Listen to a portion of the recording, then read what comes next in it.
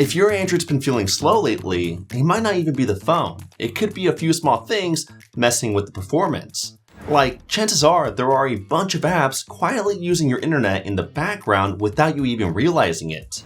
Just head into the settings, network and internet, scroll all the way down, and tap on non-carrier data usage.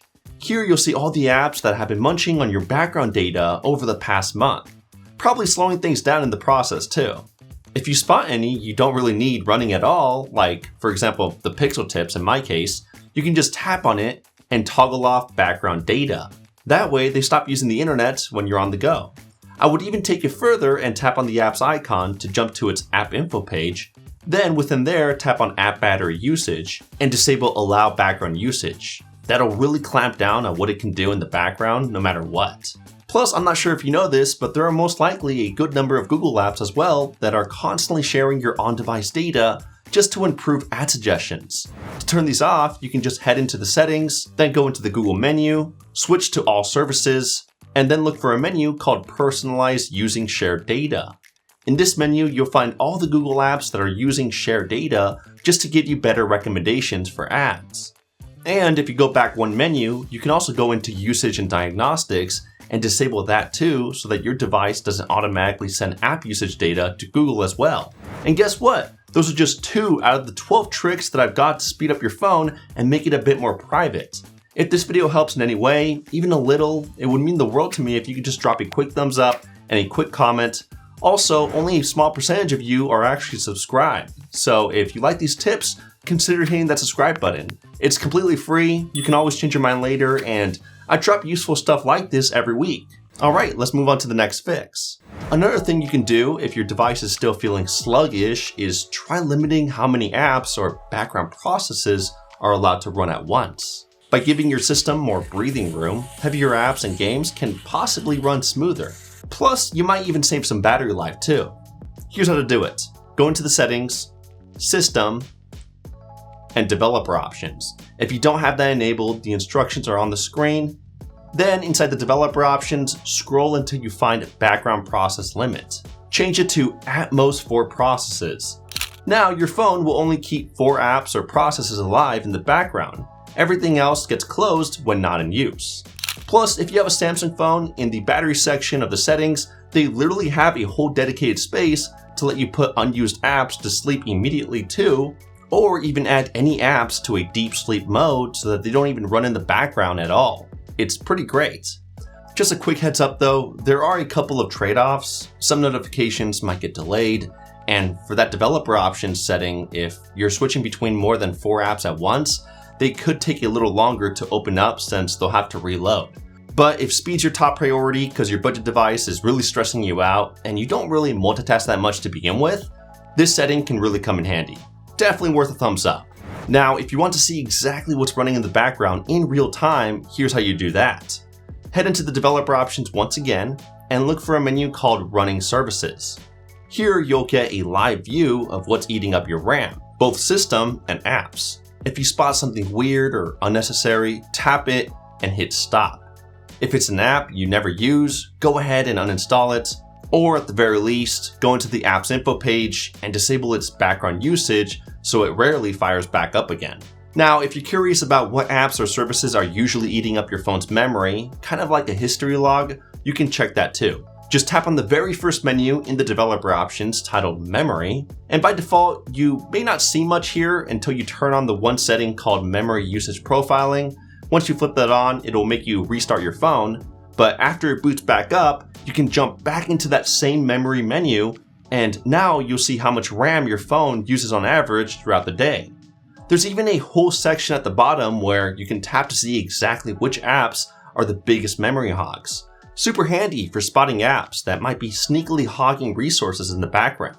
Now, another quick trick to make your phone feel faster is just to speed up the animations. A lot of you probably already know how to do this one, but if you don't, just look for Animator Duration Scale in the developer options, and once you find that menu, set it to 0.5x. Then you can do the same for the Transition Animation Scale and the Window Animation Scale while you're at it. It technically won't make your phone faster, but it'll feel way quicker navigating around the UI, and sometimes that's all you need. Another thing that might be dragging your phone down is auto-syncing from accounts you barely use. Go into the settings and look for something like accounts. The name can vary on phones. Just go through each one and turn off syncing for stuff you don't need.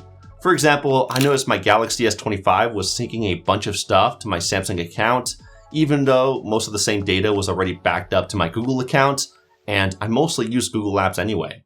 Not really necessary. Another thing that might be slowing down your devices are all those obnoxious ads that jump in your face every time you try to browse the web. They clog up every site, make pages take longer to load, and can even overtake your entire screen.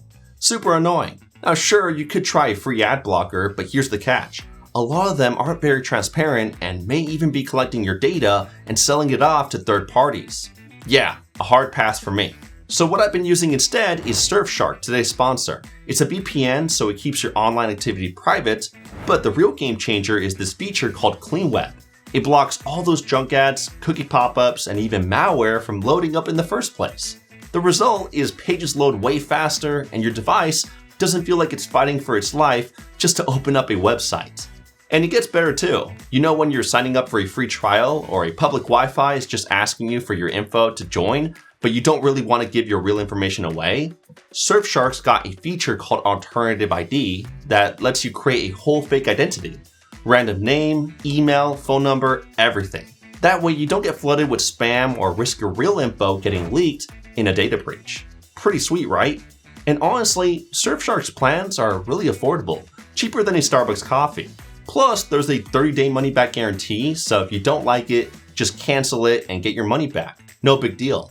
If that sounds like something you'd like to use, head to surfshark.com/HTM and use my link to get an extra 4 months for free.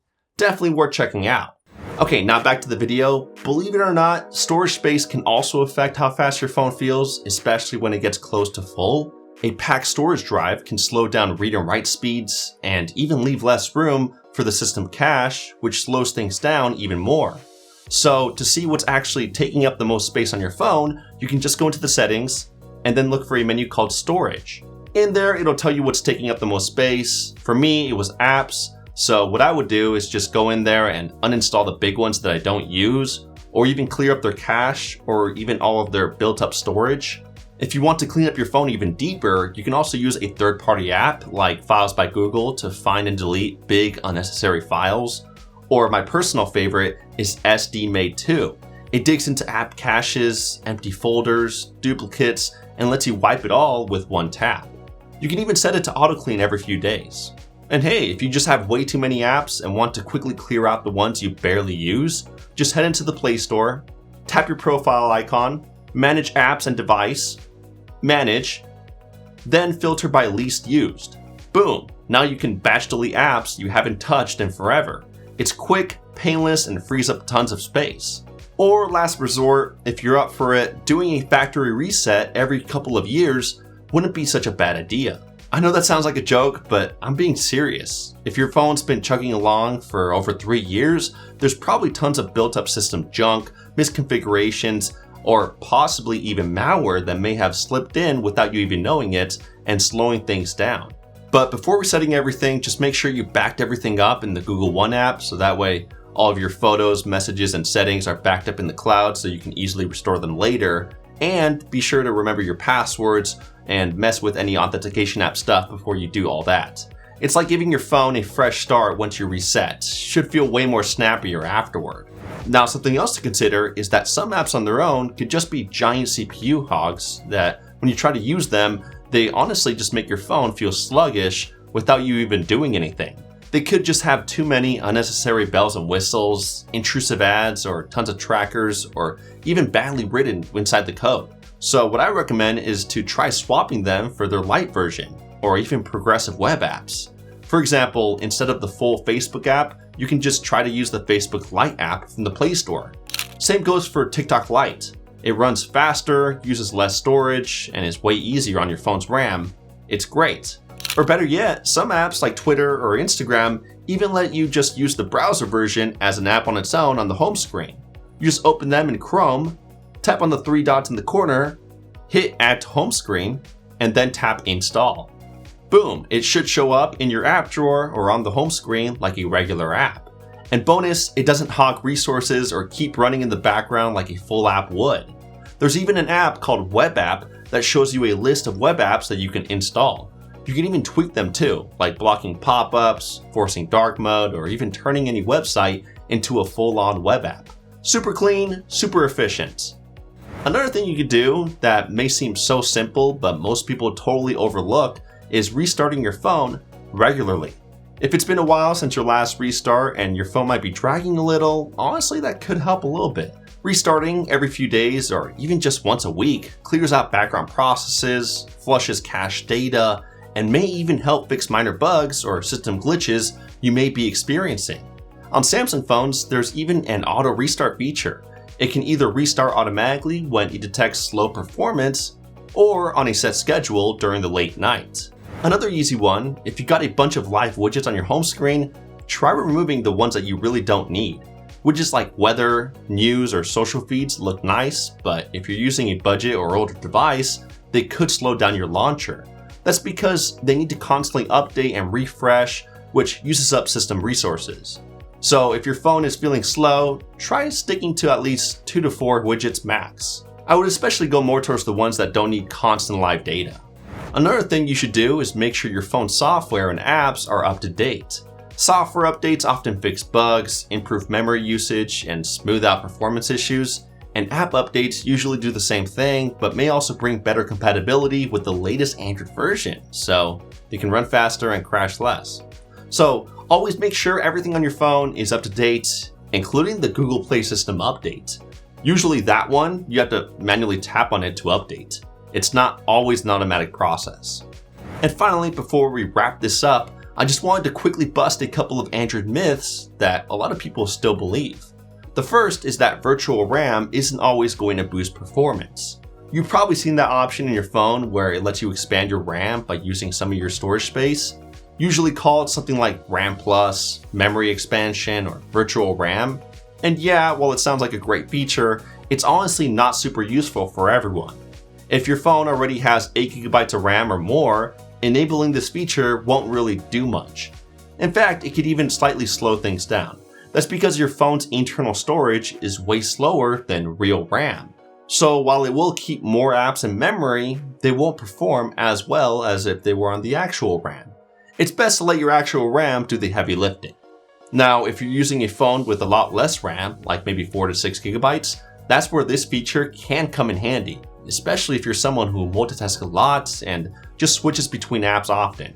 The second myth that some people still believe is that performance booster apps actually help, but in reality, they really don't and could actually do more harm. A lot of those so-called booster apps just clear out all your RAM, which might sound helpful, but it's actually the opposite. When they force stop everything, your phone ends up having to reload all those apps and background services from scratch, which can make things slower, not faster.